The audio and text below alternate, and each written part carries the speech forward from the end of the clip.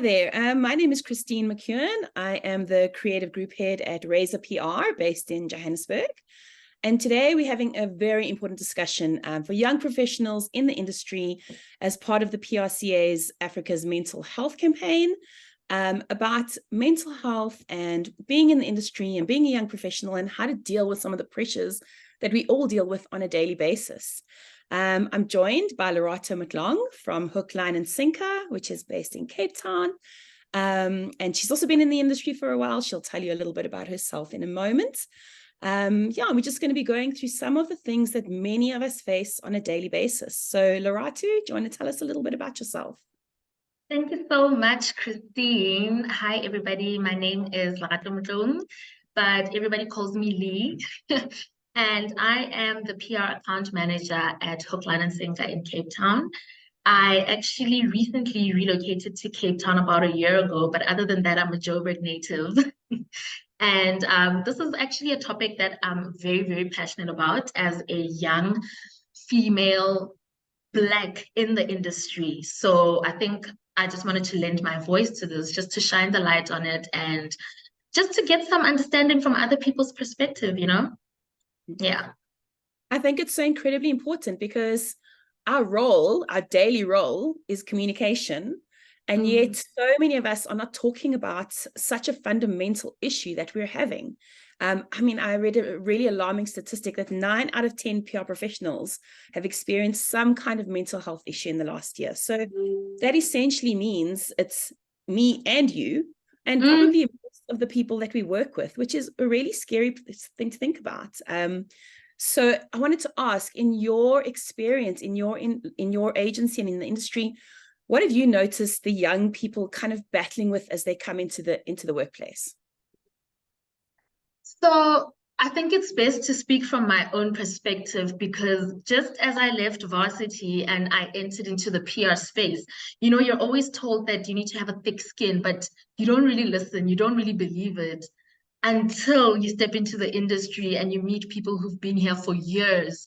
So our biggest fear is speaking up first and foremost, because I'm new to the game. I'm trying to learn. I'm trying to impress people. So if I feel like I'm experiencing some sort of abuse or some sort of toxic culture, I take it. I roll with the punches, because 20 years ago, they will tell you that they rolled with the punches, and they'll just tell you that's the name of the game, baby. So as young people, we have that fear. You're scared to ruin it. So you just close yourself in and you don't want to speak up. Whereas you're actually experiencing some sort of abuse, you're actually going through some form of mental health issue. And yeah. I agree completely, because when I first started, it was almost like I couldn't show sort of any anxiety or any fear, because it would be seen as a sign of weakness. And in this agency and in this industry, the people that are not weak, they're pioneers, they're trailblazing every single day, and a sign of weakness is sort of seen as like, oh, well, you just started, you're not going to cut it. But I think what's really important nowadays, and I think it's because of the pandemic, and a lot more people are conscious of mental health issues, I think we're allowed to be a little bit weak, but it's still a very scary place to be. Are you seeing, how do you feel? Do you feel Sorry, like... Christine, I think I lost you there. Oh, sorry. I was talking about the weakness in the industry and that it's okay to show weakness. Can you hear me? Can you hear me? There we go. Okay, great. I was just saying that so many of us are scared to show weakness. Weakness is seen as such a sign of, well, you're not going to cut it. You're not cut out for this industry. And like you say, you don't have the thick skin. But we don't have as thick a skin as we used to have, because thanks to the pandemic, a lot of people are more conscious about health, mental health issues. So in your experience, have you been able to show any kind of weakness, or do you still feel that you need to have this thick skin? You need to be this rhino who just like sort of plunders in there and has no feelings? You know what? In previous agencies, I have experienced that you need to close yourself off. You can't show any weakness, or they'll think you're not made for this PR game.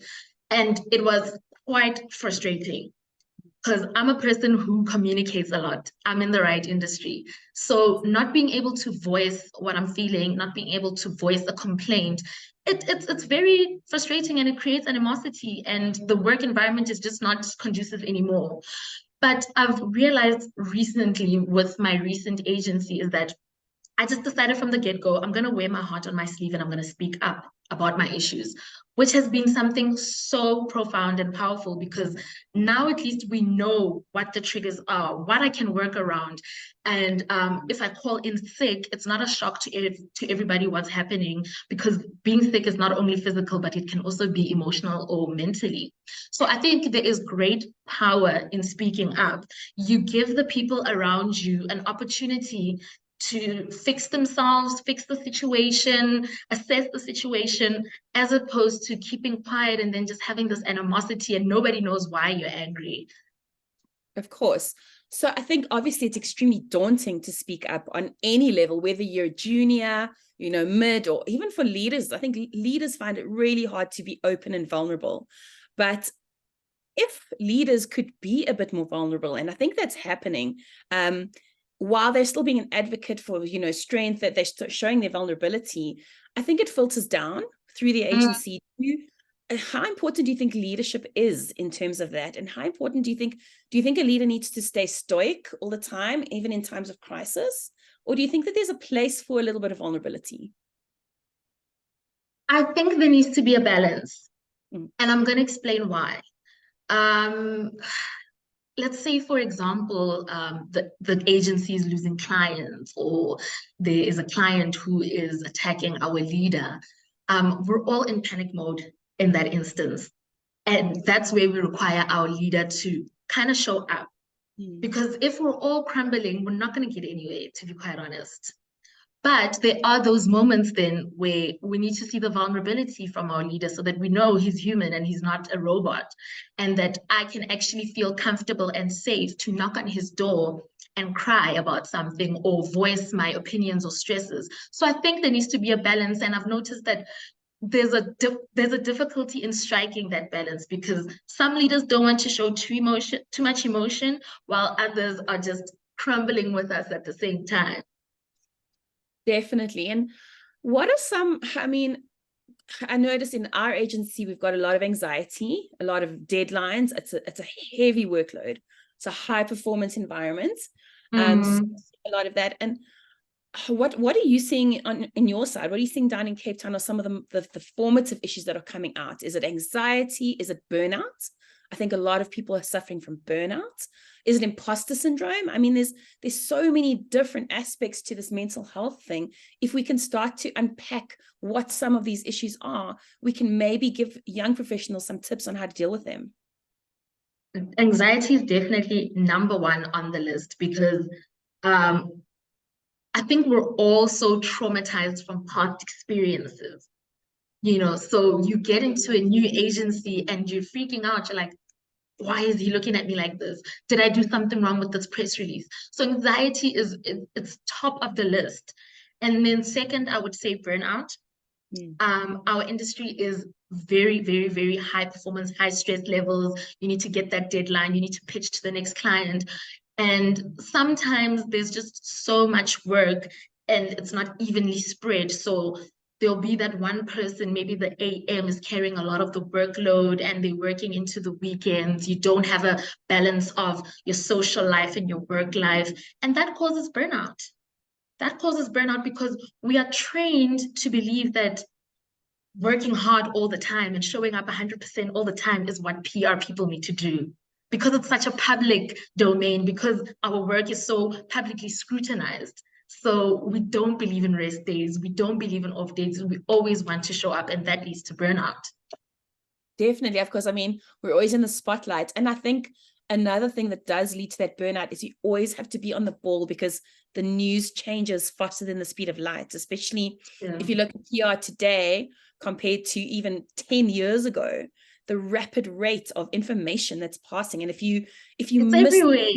Yes, if you miss that beat, if you miss that headline, if you miss that story, you're like, oh, then the anxiety sets in. Then what if I wasn't doing my job properly? But in terms of burnout, people have this, like you say, this feeling that they have to always be on the ball. They have to always be working. They always have to be working on weekends and late at night so that they can hit the story, they can do their job, they can get the new clients. Do you think that there's a place for leaders to actually enforce leave? Guys, these are your leave days, and this is the leave that must be taken, because I'm in a really lucky position that our boss, he forces us to take leave. He forces us to take leave. You know, if he finds out that we worked late on a pitch or on a job, or we were out at an activation or something, you know, he'll say to us, I don't want to see you tomorrow. I don't want to see your face here tomorrow. And I think that's really, really important. And do you think that more leaders should take that sort of stance so that it's not shameful for people to take days off? There seems to be this stigma around being sick and taking a day off, because even if we're sick, we're working from home. And I think more leaders, like, how do you feel about that? They should be forcing us to take leave. 100%. But I'm going to pose a quick question to you with that regard, because don't you think that if more leaders, let's say, managed everything properly, and there was better management, there was better spreading of the workload, then we wouldn't even be experiencing burnout or be forced to take leave. Because what happens in most cases or in most agencies is that there's such a small team, but there's so much work. So if there was better management of the workload, then people wouldn't be experiencing burnout and they could take their leave when they need it. But because of that, we feel the pressure to not take leave because, oh, there's only 2 people on my team, or, oh, my manager's off, so the ship is going to sink if we're both off at the same time. Definitely. And I think maybe because that is unfortunately one of the facets of the industry, that we are busy all the time. But I think maybe an important thing for young professionals to remember is that they do not need to do this silently. They do not need to be quiet. And when they are you cannot wait until you feel so burnt out that you actually crumble. And you need to, as a young professional, kind of get to know yourself properly before you even get started on anything, so that you need to be brave. You need to actually be able to speak out and say, I need help. And I think that's a really important thing, because a lot of young professionals don't want, and again, it goes back to that weakness, but it's not a weakness. It's actually a strength. For me, I personally think it's a strength to just say, whoa, can we take a step back, guys? I know we've got a deadline. I know we've got a pitch. I know we're working on a massive campaign. But as my boss also always likes to say, it's PR, not ER. So let's take a step back, and I need a little bit of help. I need some breathing room here. And if everybody, yes, boundaries. Sorry to interject, Christine, no, but you're right. boundaries are so important, and it's something that it's a power I've recently rediscovered in myself now, because I didn't have any boundaries. Like, I didn't know how to say no. And there's power in setting boundaries for yourself in the workplace and outside of the workplace, so that people can know, okay, you don't overstep this boundary. She has 5 things on her to-do list today. I'm not going to push my luck because she's going to start a war. So boundaries instill that level of respect that you can't keep throwing everything at me. I also have a point break, you know? So boundaries are really important. And I think it's something that we need to reiterate with the next gen, the ones that are stepping into the industry now. Learn your boundaries, learn how far you can go and how far you can't go early on in the industry. I agree with you 100%. So I think that is a great way to manage your anxiety, your workload, your burnout. I think young professionals need to understand that leave is not a gift. It's not something nice that our companies do for us. It's actually a necessity for us to be able to do our job. And these are all things that they need to keep in mind. So another really important facet that I wanted to talk about, which has affected me personally throughout my entire career, is imposter syndrome. I think that is an incredibly tough thing for a lot of people in this industry to manage. And just a personal anecdote here. I remember about 10 years ago, you might remember it, there was an advert for a fast food chicken chain where there was a little cute orangutan on the guy's back, and the orangutan kept telling him to go and buy hot wings. Yes, But the I more remember he it. ignored, yes, the more he ignored the orangutan, the bigger it got, until the orangutan was so heavy he couldn't even carry Yeah. it, and he had to drag himself into the chicken outlet, and he fed it with hot wings, and the orangutan got small again. And for me, that advert has stuck with me throughout like the last 10 years of my career, because it's exactly the same for me in terms of this orangutan on my back when I start to feel Imposter. imposter syndrome. And if I feed it, the orangutan just gets bigger and bigger. And I think for a lot of young professionals, imposter syndrome can sometimes become too heavy to carry. You just can't carry it anymore. So have you experienced imposter syndrome, or have you seen others around you experiencing it? And what advice would you give to young professionals regarding that? I'm sure I experience imposter syndrome at least 3 times in a day. But I've learned how to deal with it. I have found that self-affirmations help me, because what is it? There's a saying, fake it till you make it. So Yes. I will say those self-affirmations until I see them coming to life. But then also it helps to have people around you who can speak life Yes. into you. I have an amazing team. So I love writing, but I'm not so confident in my writing. So when I have to share my writing, I'm always like hiding in a corner. And then my manager comes up to me and she's like, "You are such a rock star. Did you see the piece that you shared with us?" Amazing. Because she knows my weaknesses and she knows how I feel about certain things. And then she adds into that and speaks life into me. So it's very, very important for you to surround yourself with people who believe in you, I and agree. also doing self-affirmations. So in terms of that, and it goes back to that you felt safe enough in your environment that you're currently in to be honest with your team about your weaknesses. And I think that is really important, because if you can be in a safe space where you can be honest about your weaknesses, you can bolster each other up. You can sort of plug in the holes where maybe you're not that good. And when you do something that you think you're not good at and it's amazing, then your whole team knows, wow, look what you actually did. So I feel Exactly. like a lot of these problems and these mental health issues are so intertwined. And I think maybe at the core of it all is a supportive environment to be in. Mm, In our space, we don't say fake it till we make it, we say face it till you make it, because it's the same thing, but it's just we actually not faking anything. We are good at what we do, and young professionals must understand that they are good at what they do. You just need to face it until you make it. And if you face it until you make it, you're going to carry on making it. So I think that's a really important thing for them to understand. But back to what you say, having that team around you and surrounding yourself with people who are vulnerable enough to say that they're in the same position as you are, yeah. and who don't have another thing, which I was going to speak about in a few minutes, is ego, lack of ego. So lack of ego helps people actually help each other out. If you're in a space where there's a lack of ego, but everybody's working towards the same goal, it really does help you overcome some of those almost debilitating mental issues that you might have. 100%, I agree. And in terms of anything else that you're finding people struggling with, what other problems do you think or do you think we've covered? I mean, we've covered some of the main ones.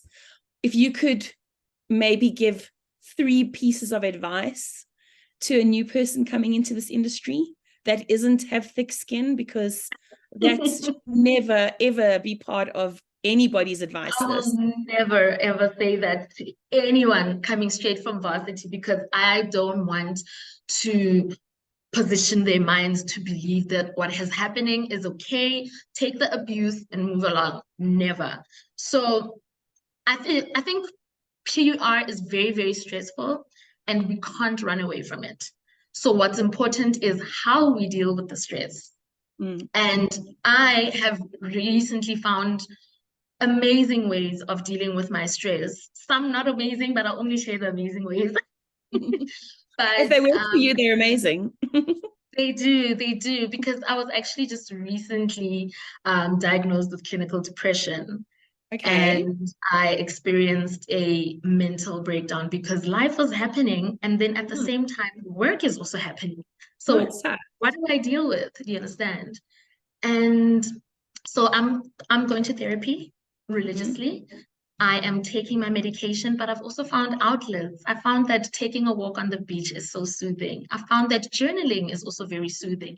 And if Mm. I'm at work and I'm in a stressful environment, there's no shame in stepping out. Go get some air. Look at Mm. your priority list.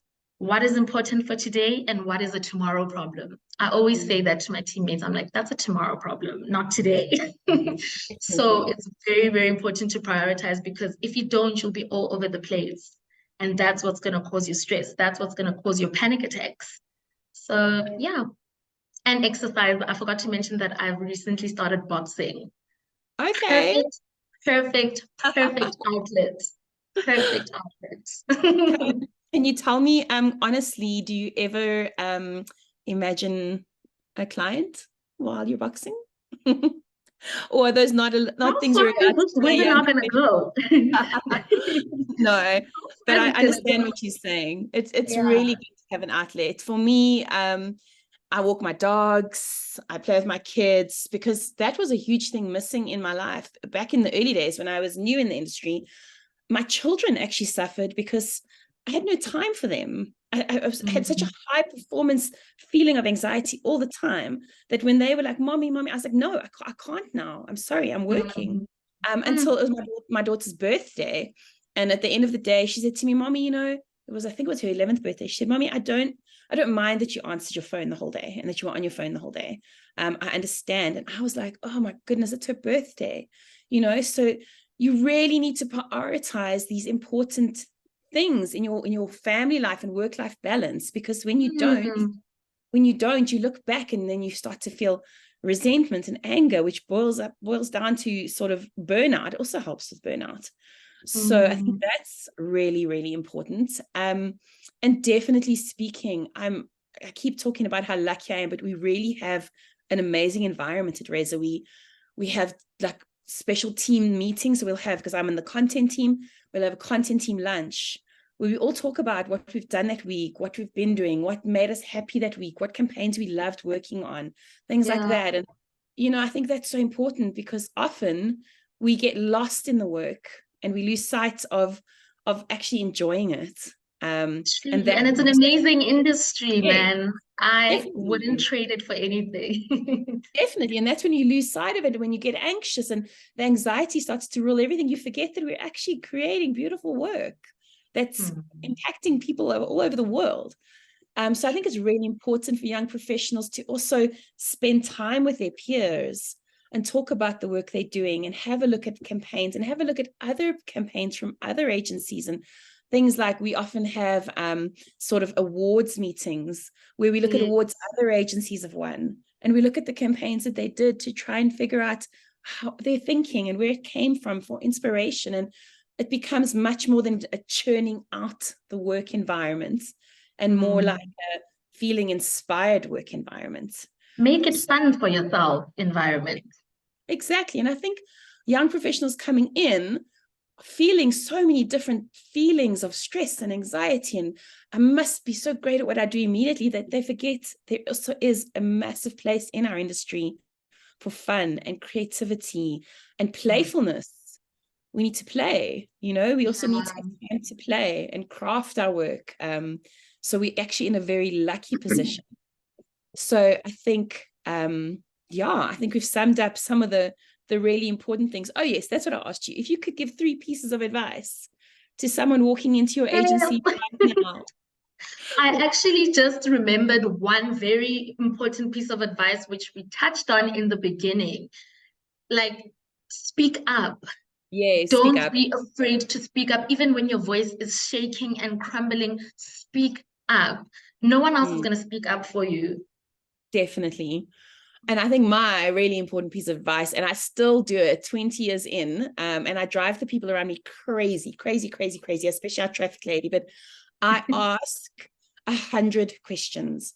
I ask so many questions because I just feel like if you're doing something that you even don't understand the tiniest bit, the Mm, anxiety that can cause inside me is crazy.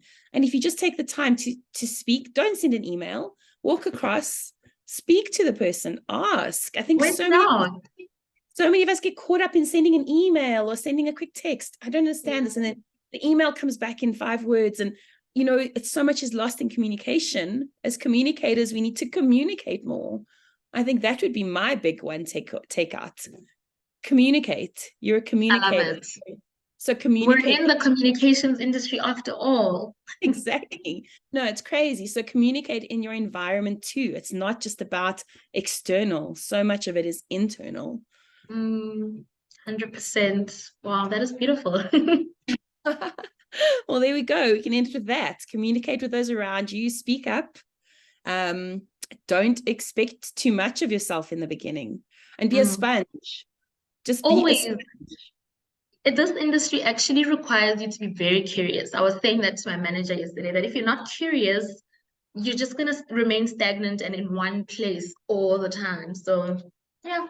Yeah. Be a sponge. Oh, that's actually the last thing I want to speak about in terms of being a sponge, we are also in the industry of extremely difficult news sometimes. Some of the news that we have to process and take in is often bad news. It's often crisis management, reputation management. And I think we need to, as professionals, and especially young professionals, we need to also realize that news cycle is not actually the global news cycle. It's what we're seeing at the moment. And I think we need to also take time to realize that there's so much more happening in the world than the crisis at hand that you're dealing with right now.